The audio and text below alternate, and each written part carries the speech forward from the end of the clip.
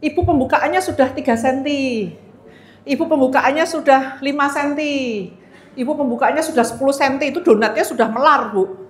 Ya, sudah melar lewat kepala bayi. Ya, jadi nah yang jadi perhatian tuh kita memang serviks itu, karena serviks itu mudah beresiko terjadi kanker. Ya. Tapi tadi nggak perlu takut ya Bu ya, justru kita waspadai. Slide berikut. Nah, jadi kanker serviks itu apa? Kanker itu sebenarnya sejenis dengan tumor, sama saja dengan tumor. Tapi tumor itu kan ada jinak, ada yang ganas, ya. Yang jinak itu ya tetap saja tumor, sesuatu yang tumbuh. Tetapi dia sifatnya tidak terlalu berbahaya seperti yang tumor ganas. Nah, kanker itu adalah tumor yang ganas, ya. Tumor ganas, sehingga biasanya kita tahu, kita pernah dengar ya Bu ya, ada stadium 0, stadium 1, stadium 2, nah itu adalah kanker biasanya. Kalau tumor nggak ada stadiumnya, tapi kalau tumor nggak ada, kalau kanker ada. Ya, makin tinggi stadiumnya, makin dia berisiko tinggi. Ya. Jadi itu adalah kanker. Nah, kanker serviks berarti kanker yang ada pada serviks tadi, donatnya tadi itu yang bisa kena kanker. Ya. Slide berikut. Nah, kasus kanker serviks itu termasuk sangat tinggi, ya. Untuk wanita di Indonesia termasuk kasusnya cukup tinggi. Jadi kanker pada wanita itu pertama tumornya itu tumor payudara ya, Dr. Agustina ya. Pertama tumor payudara. Kemudian nomor 2 kanker payudara, kedua adalah kanker serviks. Yang ketiga adalah kanker indung telur. Ya, jadi 3 kanker yang sangat berbahaya pada wanita di Indonesia. Jadi angka kematiannya tinggi Bu. Di Indonesia itu 1 jam, tiap 1 jam ada 1 wanita meninggal karena kanker serviks. Ya. Jadi kalau 24 jam 1 hari ya kira-kira di Indonesia itu ada 24 kasus ibu meninggal karena kanker serviks. Setiap jamnya di Indonesia 1 penderita yang meninggal.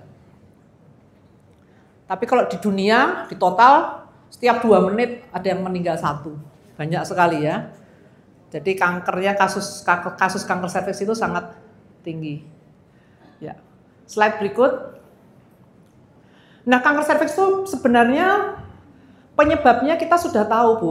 Jadi satu-satunya kanker yang penyebabnya sudah tahu itu hanya kanker serviks. Jadi seperti kanker paru, kanker otak, kanker ginjal, dan lain-lain itu penyebabnya belum tahu. Satu-satunya yang kita tahu adalah baru kanker serviks. Ya, jadi itu kita sebenarnya beruntung karena tahu penyebabnya. Nah, karena tahu penyebabnya berarti ada pencegahannya, gitu ya. Nanti akan saya terangkan pencegahannya apa untuk supaya nggak kena kanker serviks. Ya.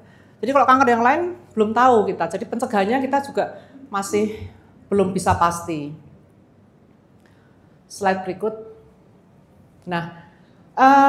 Faktor resikonya itu apa saja sih? Siapa yang gampang kena kanker serviks?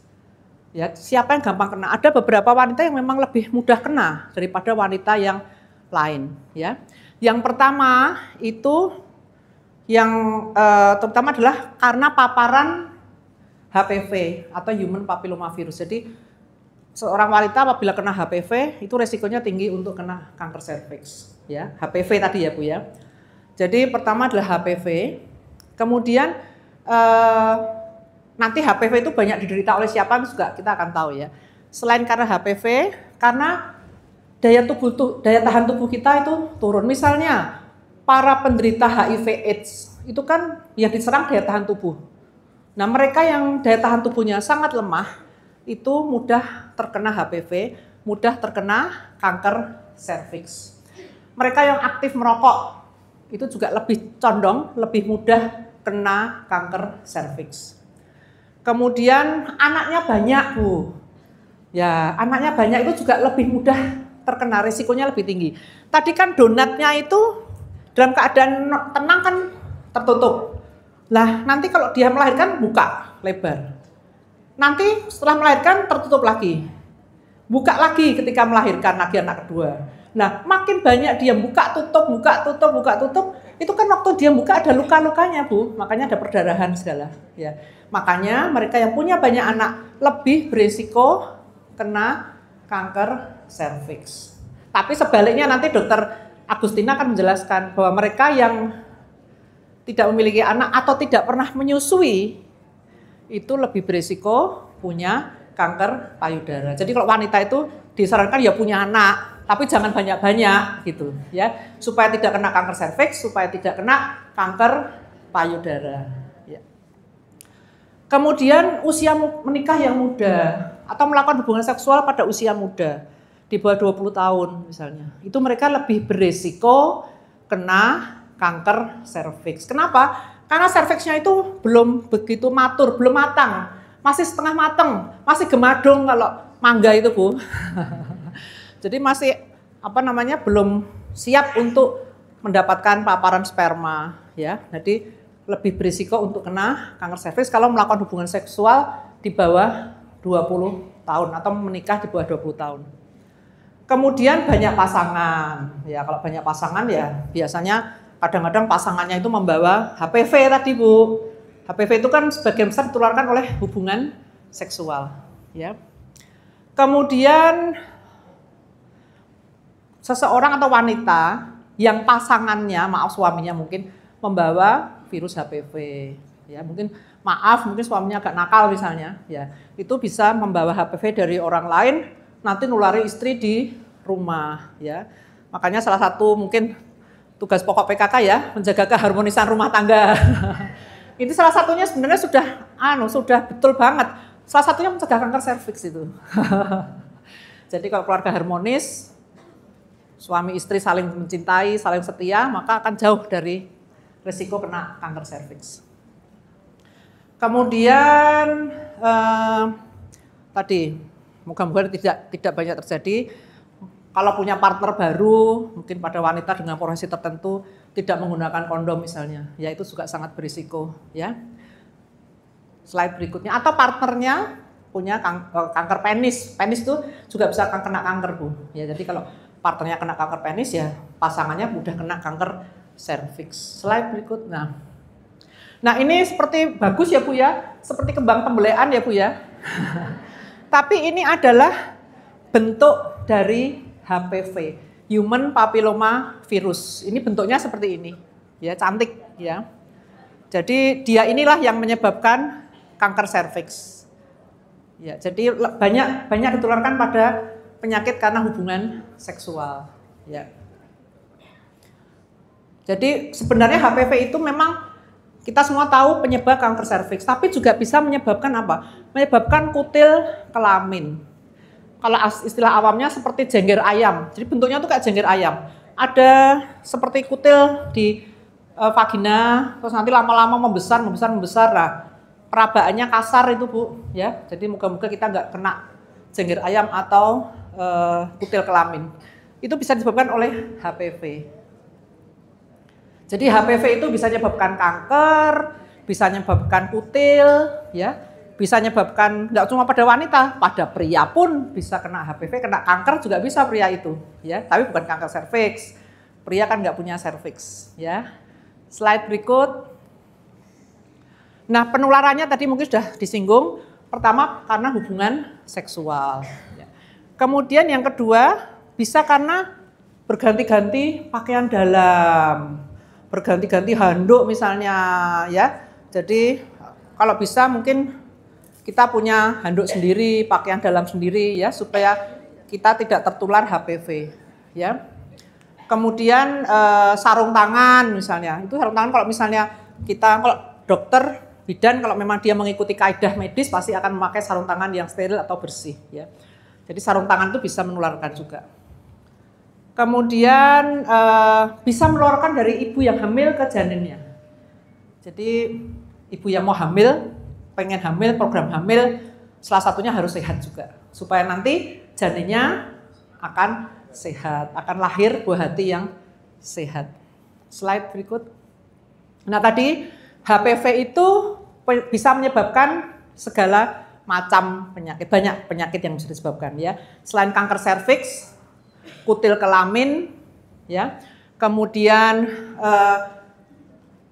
di vagina itu di liang senggama itu bisa juga kena kanker. Bibir vagina luar itu bisa juga kena kanker, ya. Penis, alat kelamin pria bisa kena kanker. Anus bisa kena kanker. Itu penyebabnya bisa juga dari tadi HPV tadi, ya. Jadi nggak cuma kanker serviks. Jadi para pria pun sebenarnya punya risiko terkena HPV. Slide berikut. Nah, perjalanan penyakit. Jadi yang namanya kena kanker serviks itu kan enggak ujuk-ujuk, Bu. Ya, enggak ujuk-ujuk kena gitu enggak. Sebagai contoh, sekarang hubungan seksual kena HPV, nanti minggu depan udah kena kanker serviks itu enggak, ya. Butuh waktu yang sebenarnya panjang, ya. Waktunya panjang. Slide berikut. Nah, berapa lama sih sebenarnya seseorang wanita itu dari kena ketularan HPV sampai dinyatakan positif kena kanker serviks? Itu lamanya bisa 3 sampai 17 tahun, ya. Jadi misalnya sekarang melakukan hubungan seksual dengan partner yang menulari HPV. Itu nanti mungkin baru akan keputihan, baru akan tidak nyaman di liang vaginanya gatal misalnya, itu mungkin baru ringan-ringan, tapi nggak diobatin.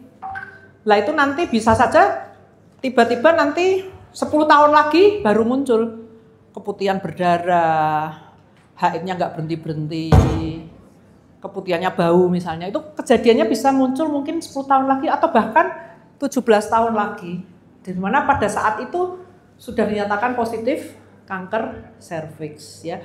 Jadi memang hidup sehat itu tidak bisa, wah nanti aku hidup sehat 5 tahun lagi lah, sekarang koboi-koboinan aja gitu, nggak bisa. Karena hidup sehat harus dimulai dari sejak dini, sejak masih remaja, ya. Karena nanti efek itu baru muncul mungkin tadi 10 tahun lagi, 15 tahun lagi baru tahu, ya. Jadi HPV yang kita kena sekarang itu tidak langsung efek minggu depan atau bulan depan atau tahun depan. Tadi mungkin baru akan tahu akibatnya 3 sampai 17 tahun lagi. Ya. Jadi tadi yang awal itu seperti donat tuh Bu ya, bagus ya. Itu lama-lama radang ringan, makin berat, nyenyeh gitu ya Bu ya. Sampai yang terakhir itu sudah mulai berdarah. Ya. Dan semua itu bisa dicegah Bu, jangan khawatir. Slide berikut. Nah ini kalau di bawah mikroskop ini sebenarnya, jadi mungkin sekedar informasi aja ya. Kalau yang sebelah kiri itu titiknya masih kecil, itu masih sel yang normal. Ya. Nanti kalau inti selnya udah makin gelap, yang paling kanan, nah itu sudah inti selnya makin gelap, itu sudah kanker. Ya, itu kalau di pap smear itu kira-kira akan kelihatan seperti itu Bu.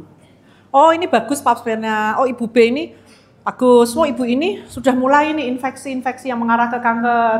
Wah ini kalau pap smear yang ini sudah kanker, itu bisa diketahui dari pap smear. Slide berikut. Nah ini tadi yang sekarang saya terangkan gejala dan tandanya apa sih kanker serviks itu ya. Itu kotak yang paling tulisan normal itu adalah yang paling bagus Bu ya, yang tadi seperti donat. Yang lainnya itu sudah mulai, yang kiri bawah itu sudah mulai ada toppingnya sedikit Bu. Sudah mulai toppingnya kayak apa namanya, gula halus itu ya, masih toppingnya sedikit. Yang sebelahnya lagi sudah mulai ada topping yang lebih tebal ya, toppingnya. Yang sebelah satu lagi sudah kanker, itu toppingnya sudah seperti dikasih meses itu loh Bu. Ya, donat yang dikasih meses itu enak, tapi kalau serviks ya dia sudah kanker itu ya. Jadi sudah banyak toppingnya. Nah tandanya apa? Yang paling awal adalah keputihan yang berbau busuk. Keputihannya berbau busuk. Keputihan itu kan macam-macam Bu. Ada yang seperti santan, ada yang seperti tahu yang rusak atau santan yang rusak. Ya. Kalau keputihan pada kanker serviks itu encer, agak bening gitu. Tapi baunya seperti kalau kita ke los pasar ikan itu Bu, daerah los ikan itu Bu ya. Jadi baunya menyengat dan tidak nyaman ya Bu ya. Nah itu adalah, tapi mungkin kalau di kota Semarang pasar ikannya sudah bagus. Mungkin pasar ikan zaman dulu. Jadi baunya tajam, bau busuk.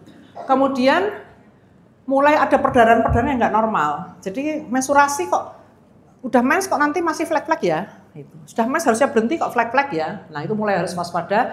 Dan salah satu lagi yang sangat diwaspadai adalah kontak bleeding. Kontak bleeding itu apa? Hubungan seksual setelah itu berdarah. Hubungan seksual kok berdarah ya gitu. Nah, itu mungkin sudah mulai agak lanjut itu, ya. Slide berikut. Jadi kalau kita lihat mensnya itu sudah nggak normal lagi. Lebih banyak, lebih lama, ada keputihannya bau, ya. Kadang-kadang ada gumpalan-gumpalan darah, itu sudah mulai waspada. Slide berikut. Ya, jadi perdarahan yang nggak normal itu apa? Yang terjadi setelah hubungan seksual bisa. Kemudian setelah menopause itu kan harusnya kan enggak menstruasi lagi. Tapi ini kok ada keluar darah ya? Apakah normal? Apakah ini lecet di dalam? Atau ada polip itu daging tumbuh. Atau mungkin ada kanker serviks, itu juga bisa. Makanya kalau ada sesuatu yang tidak normal dengan haidnya, disarankan untuk ke bidan atau ke dokter untuk diperiksa ada masalah apa. Ya, tidak selalu keluar itu adalah kanker serviks, tidak selalu. Tapi kan kita harus waspada. Moga-moga tidak kanker serviks. Terus kemudian ada perdarahan di antara dua haid. Sudah mens, nanti mensnya harusnya masih 2 minggu lagi, tapi ini kok udah keluar darah lagi ya. Gitu. Itu kan nggak normal. Ya, jadi diwaspadai kalau ada perdarahan tidak normal. Slide berikut. Nah, kemudian ada keputihan yang tadi salah satunya berbau busuk. Keputihan ditambah bercak-bercak darah. Keputihannya bercampur atau berwarna kecoklatan. Ya, jadi harus diwaspadai juga. Slide berikut. Nah, kalau sudah lanjut, keluhannya apa sih kalau sudah lanjut? Kalau sudah lanjut kadang-kadang pegel boyoknya, panggulnya pegel. Terus pipisnya jadi sering atau pipisnya jadi kayak anyang-anyangan, ya. Kemudian kalau hubungan seksual sakit, ya. Jadi itu sudah mulai keluhan yang mengarah ke kanker, yang resiko, yang apa namanya sudah yang lebih parah lagi. Ya. Slide berikut. Nah, tadi saya terangkan mengenai stadium. Jadi stadium kanker itu dari 0 sampai 4. Stadium 0, stadium 1, stadium 2, stadium 3, stadium 4. Paling ringan ya stadium 0. Kalau bisa sih nggak kena kanker ya. Stadium 0 itu masih ada bibit kanker tapi masih tipis di permukaan saja, ya. Tapi kalau ekstrimnya kalau sudah yang stadium 4, berarti dia sudah menyebar kemana-mana. Jadi kanker serviks itu bibitnya sudah sampai bisa ke usus, bisa ke paru, bisa ke otak, ya, bisa ke tulang. Kalau dia masih terbatas di serviks, stadiumnya masih kecil. Tapi kalau sudah menyebar, itu namanya stadiumnya sudah lanjut. Kita nyebut stadium 4. Ya. Jadi kalau sudah stadium 4 memang harapan hidupnya sangat kecil. Jadi pernah pasti dengar, wah sudah stadium 2, wah sudah stadium 3. Slide berikut. Nah, tadi kalau seorang wanita itu ketahuan stadiumnya masih 0, masih bibitnya itu masih tipis, masih belum kemana-mana, itu kalau diobati bisa sembuh 90% sembuh. Jadi dokter bilang, Bu, ibu kanker tapi stadium 0. Ibu harus positif untuk bisa sembuh karena masih bisa sembuh. 93% masih bisa sembuh, ya. Kalau stadiumnya 1 itu 80%. Stadium 4 misalnya itu kemungkinan hidup hanya tinggal 5% sampai 16%. Jadi itulah pentingnya kita deteksi dini. IVA, pap smear itu supaya mendeteksi kita tidak kena kanker ataupun kalau kena kanker moga-moga stadiumnya masih dini, ya. Sehingga apa? Sehingga angka harapan hidupnya masih tinggi. Tapi kalau ketawanya sudah nggak pernah periksa, nggak pernah pap smear, tiba-tiba kok hubungan berdarah, taunya sudah stadium 4, kan kasihan harapan hidupnya tinggal 5%, ya. Kasihan anaknya, Bu, ya. Kasihan suami, keluarganya. Slide berikut. Nah, deteksi dini itu apa saja? Slide berikut. Saya kira ibu-ibu sudah tahu, ya. Deteksi dini tadi sudah saya sampaikan untuk mendeteksi adanya lesi atau tadi stadium 0 itu. Jadi untuk mengetahui kondisi yang masih sangat ringan. Karena apa? Karena makin ringan stadiumnya, makin mudah pengobatannya, makin mudah kesembuhannya. Slide berikut. Nah, yang diperlukan apa aja sih kalau kita mau screening kanker serviks? Pasti ibu udah tahu pap smear. IVA. Ya. IVA sekarang sudah marak dilakukan ya di puskesmas. IVA, pap smear, bahkan pemeriksaan HPV sudah banyak dilakukan. Ya, pemeriksaan HPV DNA itu juga banyak membantu. Ya, jadi pap smear itu kayak periksa dalam pakai cocor bebek, tapi nggak sakit Bu. Masukkan alatnya kan halus, alatnya kecil, pakai jeli, ya. Nanti diambil lendirnya, diperiksa di mikroskop. Kalau IVA juga pasti sudah. Serviksnya diberi asam cuka, ya. Kelihatan ada lesi atau ada lukanya enggak. Ya. Slide berikut. Nah, tambah tadi HPV DNA, ya HPV DNA itu HPV DNA berarti kalau positif berarti ada HPV di tubuh kita. Tapi tidak selalu yang punya HPV itu akan jadi kanker serviks. Justru kita harus pengobatan dicegah supaya HPV-nya enggak menjadi kanker, ya. Tapi screening itu perlu sekali. Nah, kapan pap smear? Pokoknya pas nggak mens lah Bu. 3 hari bebas hubungan seksual, 3 hari jangan dibasuh-basuh vaginanya dengan sabun-sabun cuci. Tidak menstruasi, ya. IVA bisa kapan saja. IVA bahkan pada saat menstruasi bisa dikerjakan, nggak masalah.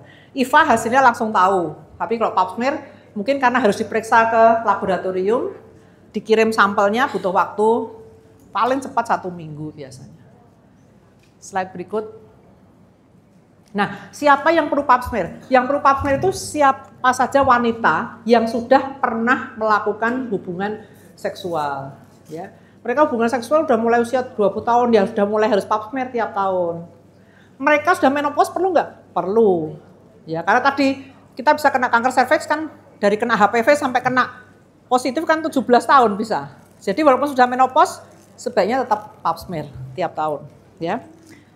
Nah itu tadi Bu, dimasukin cocor bebek, terus pakai alat kecil, kita ambil sampelnya supaya bisa mendapatkan sampel pap smear untuk dikirim ke laboratorium.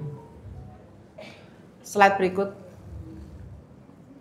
Kapan pap smear?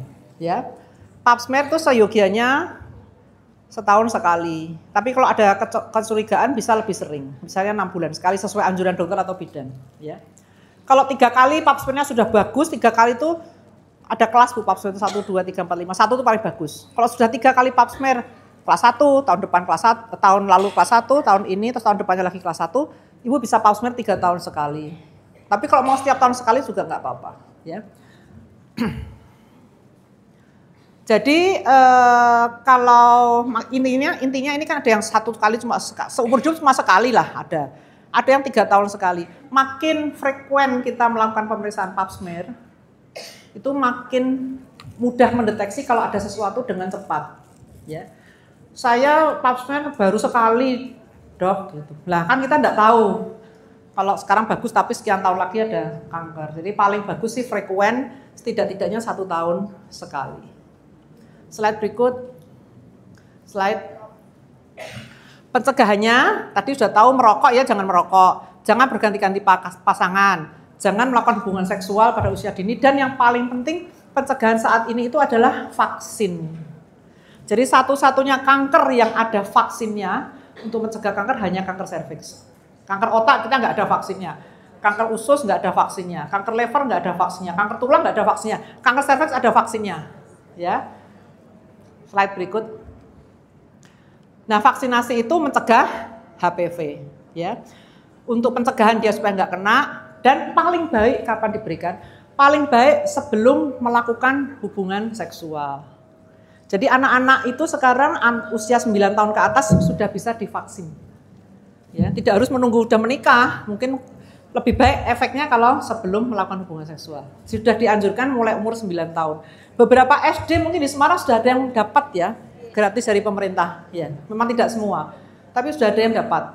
Jadi mereka yang antara 9 sampai 14 tahun hanya perlu vaksin 2 kali dan tidak perlu diulang. Tapi kalau sudah di atas 15 tahun perlu divaksin 3 kali. Ya. Kalau seperti ibu-ibu ini ya mungkin kalau yang belum vaksin bisa divaksin, disarankan 3 kali vaksin, dan itu sudah berlaku seumur hidup. Tidak perlu di booster Bu, sudah cukup. Nah, jadi kalau anak-anak usianya masih 9 sampai 14 tahun perlu divaksin 2 kali saja. Di atas 14 tahun, jadi 15 tahun ke atas, dia perlu divaksin 3 kali. Ya. Slide berikut.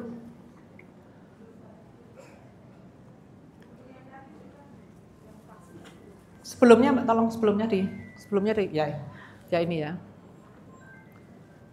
Jadi pemberiannya sih kalau 2 dosis untuk anak-anak itu sekarang divaksin 6 bulan lagi diulang.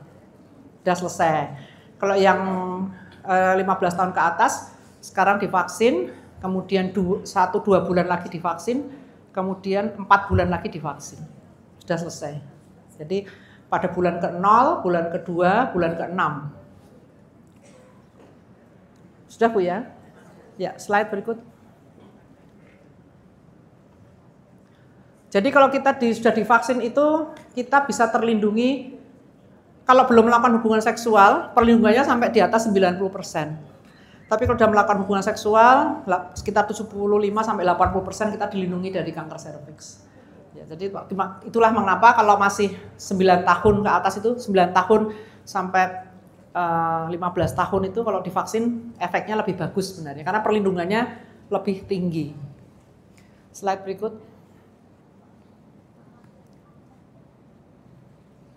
Jadi ini tadi keuntungan vaksin, apabila diberikan pada anak kurang dari 15 tahun, maka proteksinya mendekati 99%. Slide berikut. Jadi siapa saja yang boleh divaksin? Ya, tadi anak-anak mulai 9 tahun ke atas, tidak sedang hamil. Tapi kalau misalnya sekarang sudah divaksin, ibu sudah divaksin 1 kali divaksin. Kok kemudian hamil? Dan nanti bisa dilanjutkan sebenarnya setelah melahirkan. Enggak apa-apa, tidak hangus. Enggak hangus ya. Terus seperti dengan vaksin-vaksin yang lainnya, kalau lagi flu, lagi masuk angin, lagi nggak enak badan, jangan divaksin, mungkin mundur dulu sampai sehat dulu. Nah, ada beberapa, biasanya ibu-ibu yang tanya, kalau sudah divaksin apakah perlu pap smear? Ya, masih tetap perlu pap smear. Ya, jadi walaupun divaksin, tetap disarankan melakukan pap smear. Slide berikut. Jadi kesimpulan dari pertemuan kita pagi ini, yang pertama, jadi angka kejadian kanker serviks itu cukup tinggi di Indonesia. Ya, jadi nomor 2 kanker pada wanita di Indonesia adalah kanker serviks setelah kanker payudara. Jadi sebenarnya kita bisa menghindari kanker serviks asal kita mempunyai pola hidup yang sehat, kemudian melakukan deteksi dini. Ya, tadi ada IVA, pap smear, pemeriksaan HPV, ya, dan kemudian ada pencegahannya yaitu dengan vaksinasi. Ya. Slide berikutnya, ya, oke. Jadi pagi ini informasi yang saya berikan semoga bermanfaat, semoga memberikan faedah bagi kita semua. Ya. Wassalamualaikum warahmatullahi wabarakatuh. Saya kembalikan ke pembawa acara.